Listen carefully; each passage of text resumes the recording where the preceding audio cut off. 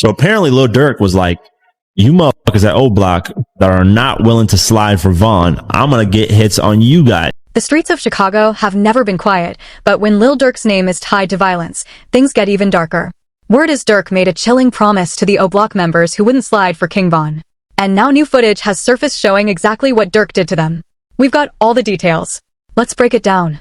When the streets turn on themselves, what happens when the biggest man in the city starts moving on his own soldiers? When the same blocks that helped you blow up suddenly become targets. Today, we're breaking down one of the craziest situations to ever hit drill rap. And word is Lil Durk allegedly wasn't just beefing with ops. He supposedly put hits out on his own O Block homies for one reason that'll shock you. They weren't sliding hard enough for King Von. This isn't just regular street politics, fam.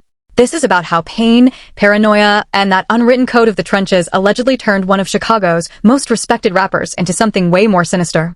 And the wildest part, all the receipts are sitting right there in federal court documents, texts, snitches ready to testify, and a whole operation that only got stopped because 12 pulled up. Let's go over this. Lil Durk is facing no shortage of legal trouble these days. Currently, he's behind bars, which we already went over this. Carissa reports that now prosecutors also allege that he put hits on O Block members for not retaliating for King Von's death.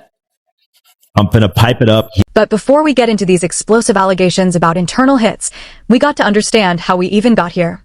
Because the story of Durk allegedly turning his strap on O Block doesn't start with betrayal. It starts with real bonds, day one loyalty, and brothers who came up together in the most dangerous parts of Chicago's South Side. Lil Durk, born Durk Devontae Banks back in '92 in Englewood, grew up where the Black Disciples ran everything. But by the time Durk was coming up, the BDs had split into all these smaller sets that basically moved like separate families, tight as hell, but always ready to beef with each other. Durk was straight Lamar. That's normal backwards from 63rd and Normal. A BD set known for having real hustlers and being early on that drill wave. Back in 2010, when Durk was just 18, he started Only the Family more as a street crew than an actual label.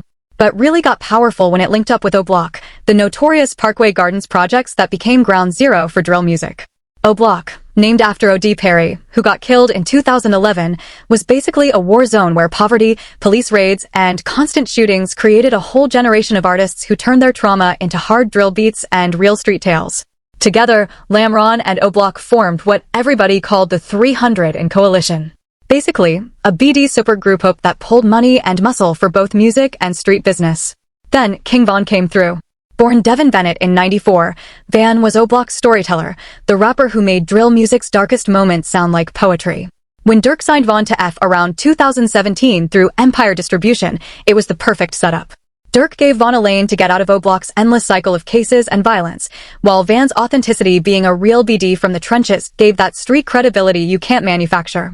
Their early tracks together, like that 2018 Crazy Story remix, went crazy on YouTube, racking up millions of views and making the face of BD drill music.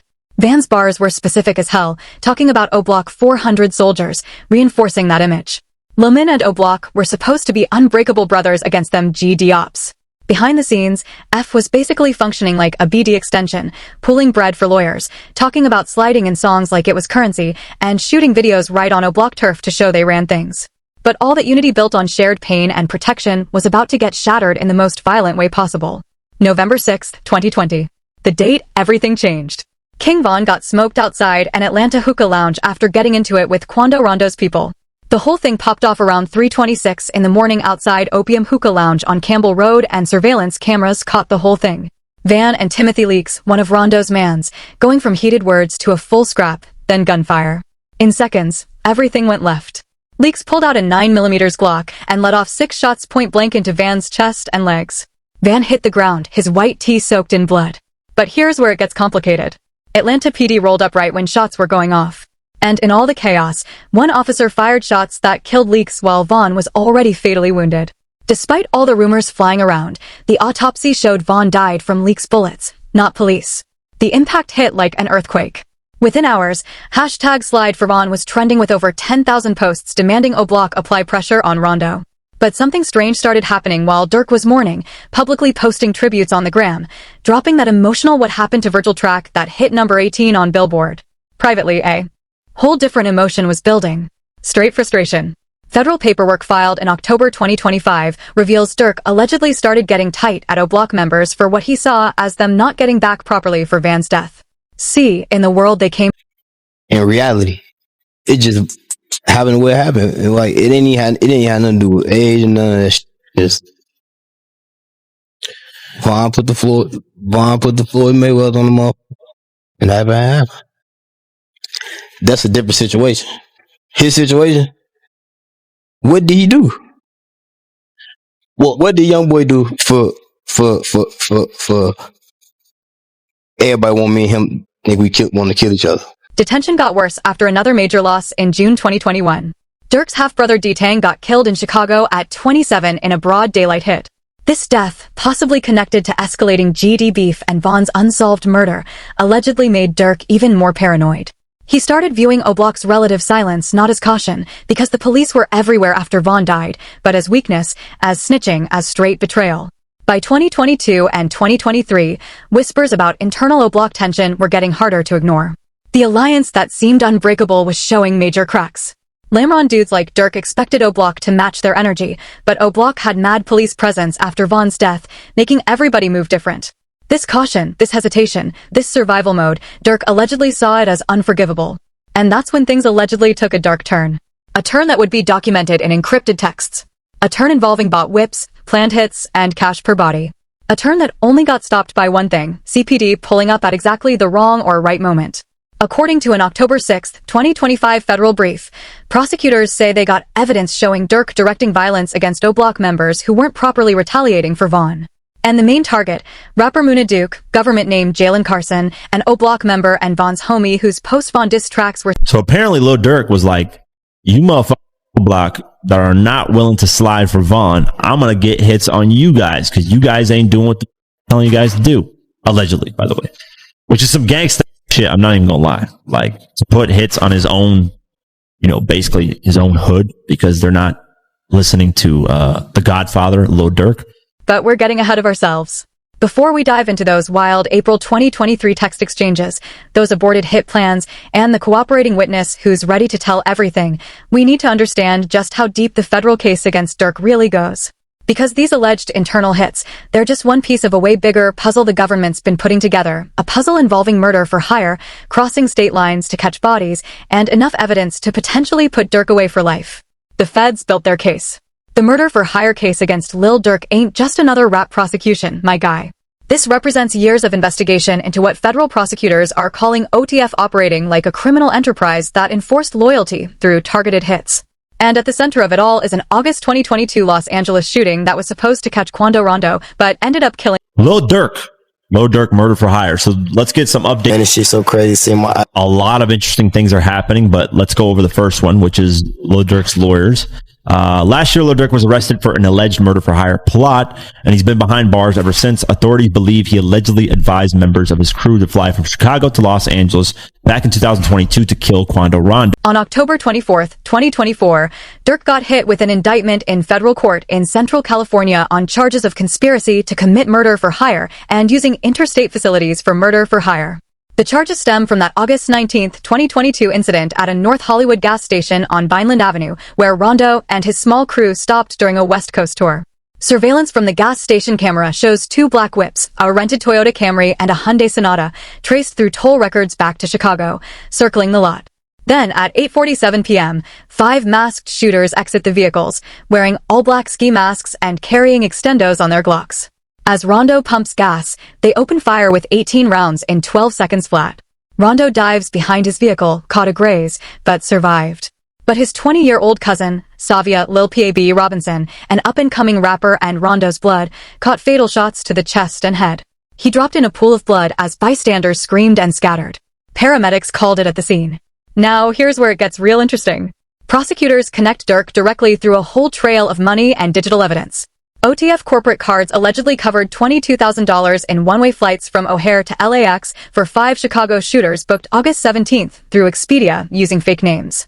Another $15,000 allegedly went to burner phones and stays at the Hollywood Roosevelt.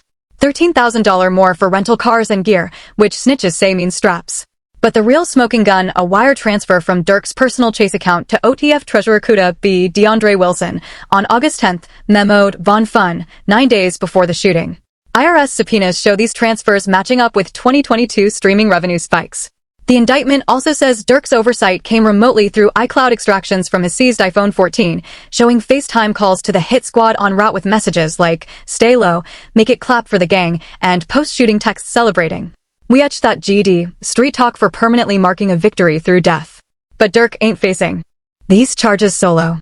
The indictment got 6 total defendants, charging 5 affiliates as co-conspirators. There's DeAndre Kuda B. Wilson, the OTF moneyman charged with wire fraud for the $50,000 payout, Antonio Boone M.O. Jones. Durk Security, accused of tracking Rondo's tour schedule, Devin Zoo Collier, OTF's road manager, who allegedly drove the getaway whip, and 2 shooters, Keith 5, Thomas, and Asa Barnes, both Lamron shorties with Juvie records.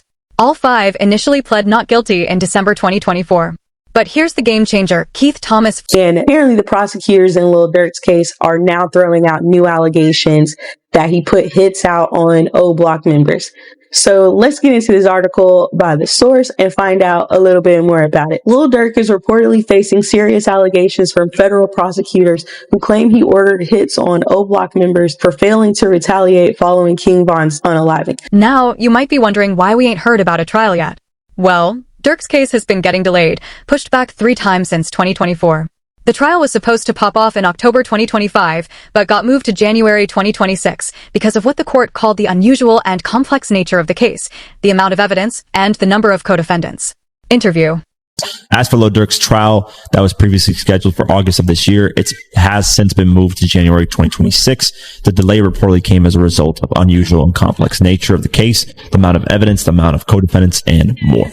They're trying to get this shit dismissed entirely. But there's more. And Durk, he's still sitting in the hole at the Metropolitan Correctional Center. His $500,000 bond offer got rejected, prosecutors painting him as a flight risk with $3 million in assets, private jets to Dubai, and a history of witness intimidation. Bond hearings have been denied 4 times now.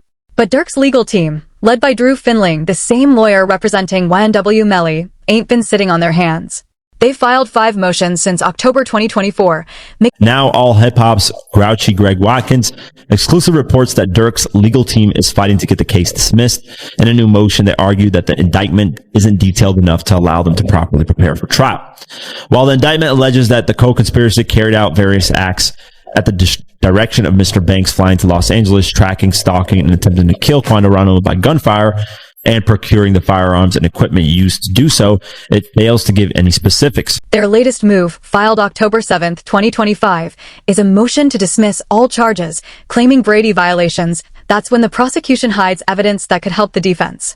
They're saying PW1's first statement claimed Durk knew nothing about the logistics, but later tapes contradict that, which the defense calls coerced flip-flopping for immunity. Attorney Drew Finling's 45-page brief goes crazy, while the indictment alleges that the co-conspiracy carried out various acts at the direction of Mr. Banks. It fails to give any specifics. When, where, how. And to whom did Mr. Banks give these alleged directions? They're also challenging the iPhone extractions as fruit of the poisonous tree, saying Durk's Florida arrest during a traffic stop had no real probable cause, tainting 70% of the digital evidence. A February 2025 ruling gave partial suppression, redacting 20% of texts, but Durk wants everything thrown out. And there's more. In late August 2025, correctional officers seized an Apple Watch with cellular from Durk. Even wilder. Continuing on, there's some reports that come out with Lil Durk being caught with an Apple Watch in prison. So let's go over this. Prosecutors are alleging that Lil Durk was caught with an Apple Watch in August and tried to destroy it before authorities could seize it. They laid out the claim in a motion requesting an anonymous jury for his upcoming trial. They argue that the alleged incident raises concerns of the possibility of witness tampering. They're using this to argue he's still a danger and continues obstructing justice even from behind bars. The charges Durk's facing are no joke. Under 18 U.S.C. Section 1958, conspiracy to commit murder for hire carries minimum 10 years. But if convicted of the actual murder for hire, he's looking at a potential life sentence. That's why the stakes couldn't be higher, my guy. But hold up, we still haven't gotten to the wildest part of this whole story. The part allegedly showing Durk didn't just go after external ops. The part involving those April 2023 text messages. The part about a block. Because according to prosecutors, while all this was happening while the federal investigation was building around the Rondo shooting, Durk was allegedly planning something even crazier. There's more. They're saying evidence related to Durk Banks directed and ordered violence against rivals. And said there's evidence relating to Durk bounty for the killing of Stephon Mack. Remember, he's not charged for that, but they continue to use this. On January 27, 2022, as charged in U.S. versus Montgomery and Wilson. Court papers from October 2025 detailed text exchanges from April 2023, where Durk allegedly expressed frustration with O-Block members who weren't properly retaliating for Vaughn's death. In one exchange, Durk allegedly texted, "I'm going to pipe it up," street slang for "I'm about to start shooting" or initiate violence. Think about what this means, fam. We're not just talking about gang beef or street politics anymore. We're talking about an artist allegedly so consumed by the need for get back that he turned his strap inward against the very people who helped build his empire. Against O-Block, the place that gave King Von to the world. Against the alliance that made everything possible in the first place. And there's more. Way more. The street's on trial. If you thought the alleged O-Block plots were the end of this story, you dead wrong, my guy. Because prosecutors got another piece of evidence they're preparing to bring to trial, one involving direct threats to ops, Instagram DMs, and what the government calls Durk's pattern of unleashing associates to track and hunt enemies. In April 2023, around the same time as the alleged O-Block plots, Durk was in another text thread with OTF members, including Five, Boone, Mo, and Zoo. In this thread, prosecutors say Durk shared a screenshot of an Instagram DM he sent to Richard Richo Ramsey, an op from Chicago's Lamron 600051 area with loose ties to Vaughn's alleged killers. The message reads, "I got them hunting you up, ads better have 3." And somebody else, where he sends a screenshot of an Instagram message he sent to Richo Lamron that says, "I got them hunting. I got them hunting you. I got them hunting you up. Ads better have 3 ski masks on." Oh, so this is the guy who was getting hunted. Richo Lamron 300. Richo Lamron 300. Prosecutors claim this DM demonstrates Durk unleashing associates to track ops, similar to the Rondo/PAB plot where ski masks were provided to shooters. The thread's discussion allegedly celebrates or plans follow-ups to the PAB killing, with Boone Mo reportedly responding hunting season, linking the masks. Ironically, Rico, the target of this alleged threat, publicly posted free smirk on social media in October 2025, suggesting the threat might have been all cap instead of real action. But prosecutors argue the intent was clear, and that's what— So Durk allegedly was going to turn his TV off, rock his snot box. These are all allegations, probably lies. The good brother Durk would never do something like that. Durk is a man of faith. I don't believe this. I don't believe this. So Durk told him there was going to be 3 with ski masks coming at him. Count his days. Now, I know what you're thinking. How is all this admissible in court? This is where it gets legally complex. Fam, prosecutors are trying to introduce this as other acts evidence under Federal Rule of Evidence 404 subsection B, which allows evidence of prior bad acts not to show you got a propensity for crime, but to demonstrate motive, intent, and absence of mistake. In other words, they're trying to show the jury, look, this wasn't just one isolated incident with Quando Rondo. Durk got a pattern. He funds violence through F. He uses coded language like hunting and pipe it up. He provides resources, whips, straps bread for hits. And he does this repeatedly, whether against external ops or internal homies who disappoint him. Durk's defense team fighting back hard, though. They arguing these snippets lack context, violate discovery rules, and rely on uncorroborated snitch statements. They're trying to get this evidence excluded, calling it prejudicial overkill and salacious spillover, designed to inflame the jury rather than inform them. A crucial hearing scheduled for November 18, 2025, where Judge Carter will decide what evidence can be presented at trial. Legal analysts giving the dismissal motion about 30% chance of success, meaning there's a 70% chance this case going to trial with most of the evidence intact. But here's where things get even more complicated, my guy. Prosecutors also filed a motion requesting an anonymous jury for Durk's trial, citing threats from Durk's supporters. Yeah. And this is kind of crazy. This is where, you got fans and then you got stans. And this is where stans. This is not like fans. The FBI is claiming that Lil Durk fans have made threats of violence against a prosecutor and a judge as the rapper remains behind bars while awaiting his murder for hire trial. That is insane. Fans are literally threatening the prosecutors and the judge in this case. That is not a fan. That is a stan. That is a psychopath, right? According to FBI reports filed with the court, multiple people called the Central District of California Court and left threatening voicemails for both the